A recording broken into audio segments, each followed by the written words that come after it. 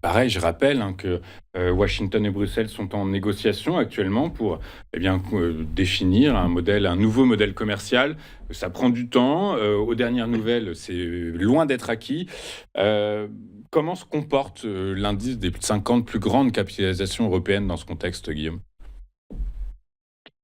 Bah, déjà, il reste, au-dessus, des 5 000, qui peut être considéré comme un niveau clé, une zone de polarité ou tout simplement un seuil, psychologique. Ensuite, on se rend réellement qu'il essaye de toujours rester sur les plus hauts, donc sur les bornes hautes, aux alentours des 5 400, des 5 300. Donc c'est assez positif en soi, puisque cela veut dire que les plus grandes entreprises européennes restent compétitives et qu'il y a toujours au final cette envie d'aller plus haut.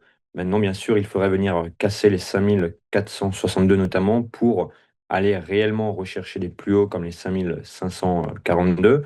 Et là, nous pourrions effectivement se dire que nous sommes dans la borne haute effectivement du range, ou plutôt de la fractale, mais que nous cherchons encore plus haut.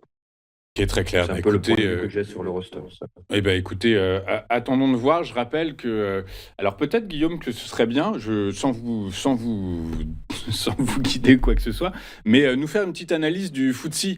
Le FTSE qui navigue de record en record actuellement, et peut-être qu'il y a quelque chose à faire de ce côté-là. Si vous avez le temps et si le cœur vous en dit, peut-être Guillaume, la semaine prochaine, avant de partir en vacances, peut-être pourriez-vous nous faire une analyse de cet indice. Moi, j'aimerais bien. Voilà. Merci Guillaume. Avec plaisir. Merci d'avoir été avec nous ce matin, Guillaume Lydie. Vous êtes trader pour compte propre et avec nous régulièrement désormais sur TV Finance pour nous expliquer quels sont les actifs éventuellement à travailler et quelles pourraient être les stratégies à suivre dans un contexte qui a tendance à s'apaiser malgré tout. Merci beaucoup Guillaume de vos analyses.